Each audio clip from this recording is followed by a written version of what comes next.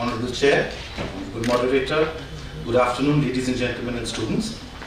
I'll be speaking about India-Vietnam civilizational linkages, assessing the present and charting a path for the future. The role of soft power, which has played an important role in the promotion of national interest and strengthening the roots of diplomacy, has never before been explicitly stated as part of India's foreign policy like it has been done in the last few years. India has not professed or exhibited its ancient linkages and influences which is not commensurate with the vast number of soft power resources at its disposal. While there exists a discourse and also a policy, no matter how muted, regarding India's soft power, there is much room for expanding the scope of soft power exercises as practiced so far by India, studying its civilizational linkages with regions in the past. India's ties with the world outside dates back to its oldest civilizations. The external trade links of the Harappan civilization extended as far as Tel Brak in Syria, to Namazgeh Tepe and Oltin Tepe in Turkmenistan, to Ras Al Junais in Oman. On the basis of the archaeological finds, these linkages are dated to more than 3000 to 1300 BC. Moreover, it is certain that India interacted with the outside world since early antiquity, and objects and ideas traveled with ease across borders through both inland and maritime routes at different points of time in Indian history. Thus, intangible heritage such as philosophy, scientific thoughts, religious ideas, and even music traveled across ancient borders to Greece, the Horn of Africa, Roman Empire, the Islamic world, Central Asia, China, Japan, South and Southeast Asia. Traders, monks and pilgrims and seafarers were the carriers of this knowledge, unlike the controversial tribute system that has been in practice, especially in East Asia. The Indian civilizational linkages were more harmonious, were more acceptable, and more enriching. My discussion will try to identify the civilizational linkages of the Indian Empire of Kalinga with the ancient Cham Empire in Vietnam, the culture, the traditions, and religious practices that flowed like a river, establishing deep connections between civilizations rooted in history. While there are innumerable ancient cultural linkages from eastern and southern kingdoms of ancient and middle India, the role of Kalinga is mentioned worthy. Kalinga, which existed in modern-day state of Odisha, had played a pioneering role in the maritime as well as inland relations or inland roots of India, especially with Sri Lanka, Indonesia, Bali, Sumatra and Borneo, Burma, Funan or Cambodia, Siam, Thailand, Champa or Vietnam, Laos, Philippines and China. In course of its maritime interaction with those countries, Kalinga not only disseminated its own culture and civilization, but also contributed significantly in the dissemination of Indian culture that is established in civilization linkages.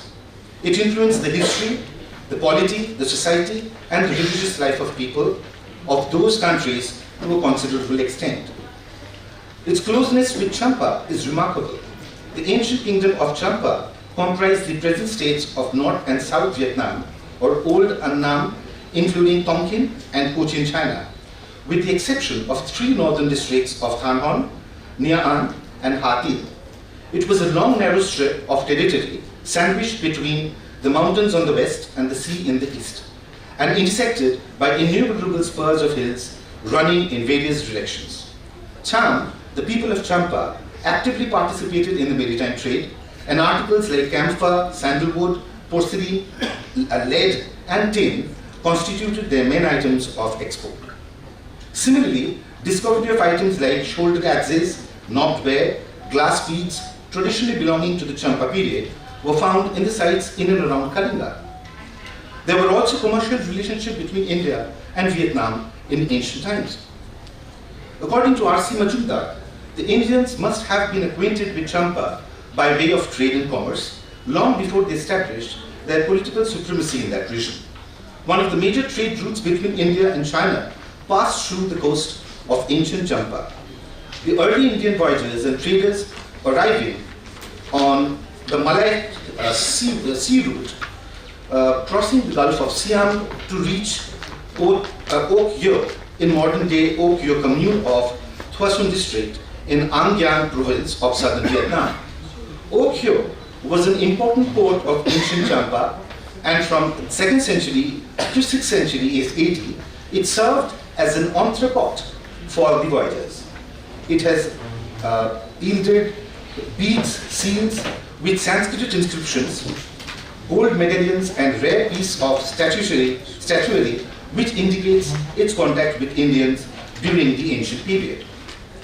The Sanatana culture of India remarkably influenced the society, the culture, the religious institutions, literature, art, and architecture of Champa. There are references to Vedic sacrifices and ritual practices in the inscriptions of Champa.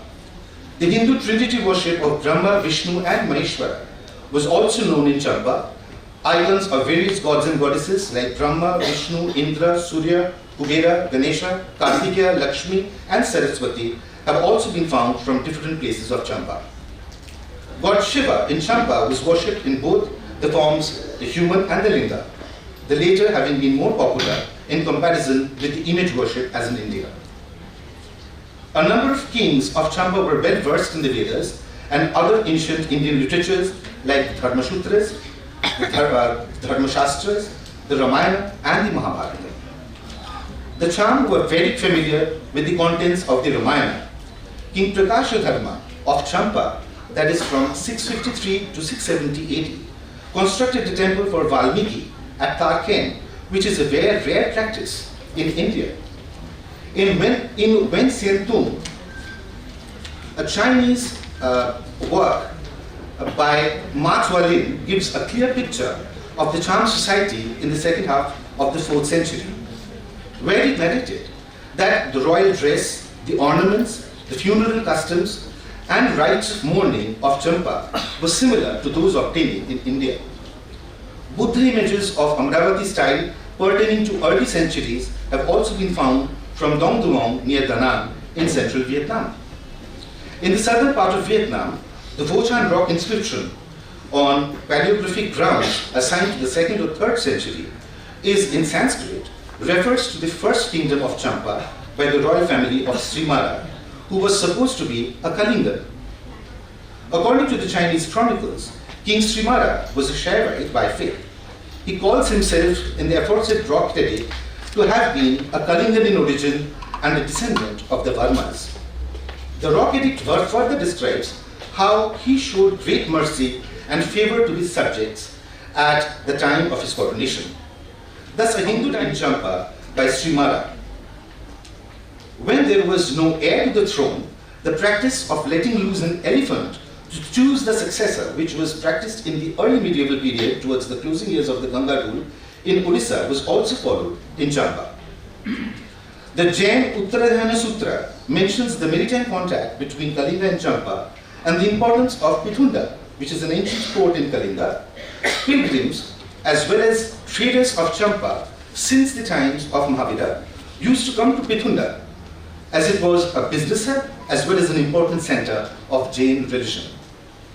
This Pitunda of Uttaradhyana Sutra has been identified with the Pitunda metropolis of Kalinga mentioned in the Hathigumpha inscription at Kalinga and the Pitendra metropolis of Ptolemy.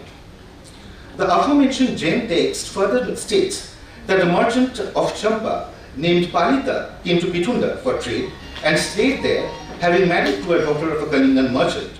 While returning to Champa, his wife gave birth to a son in the ship during the voyage, hence his name was kept as Samudrapala.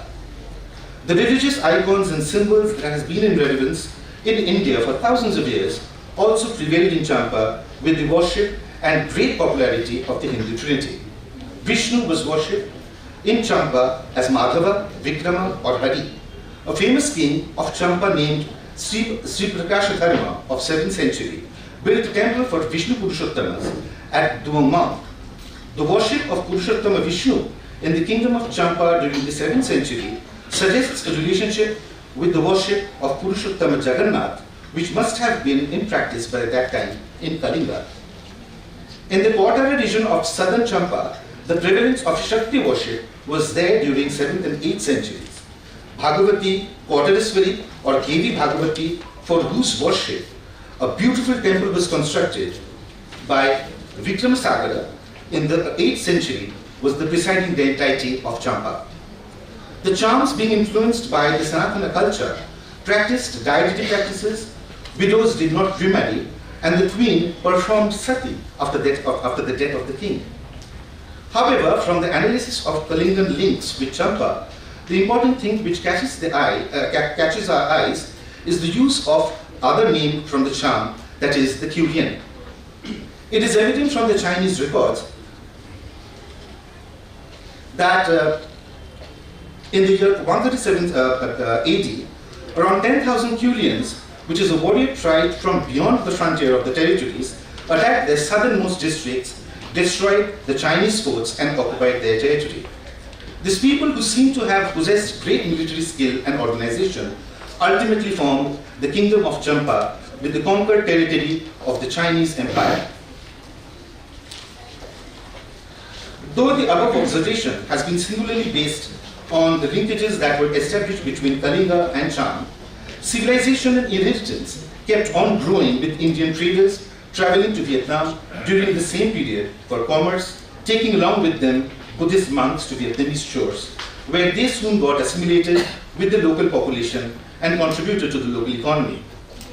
Going at the historical narratives that complements the current priorities of India's engagement strategy, India values Vietnam as an old friend in the present regional and global context.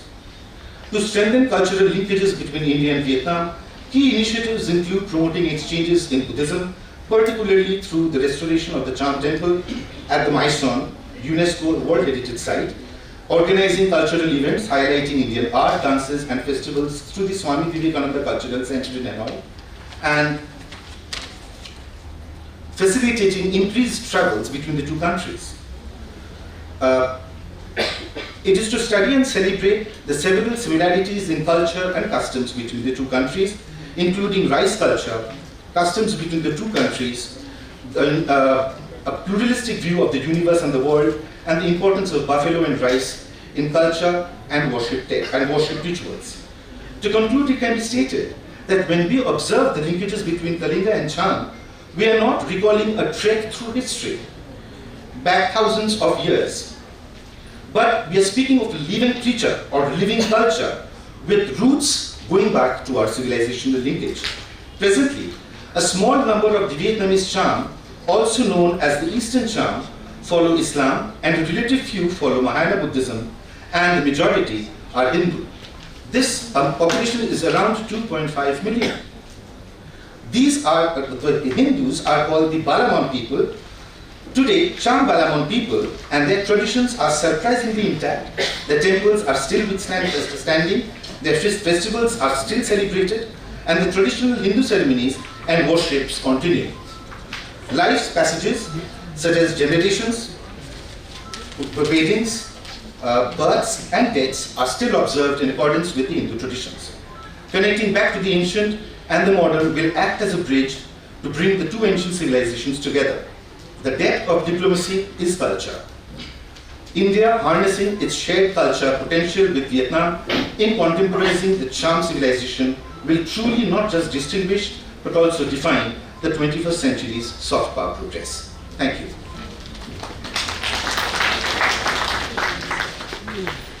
Thank you, sir.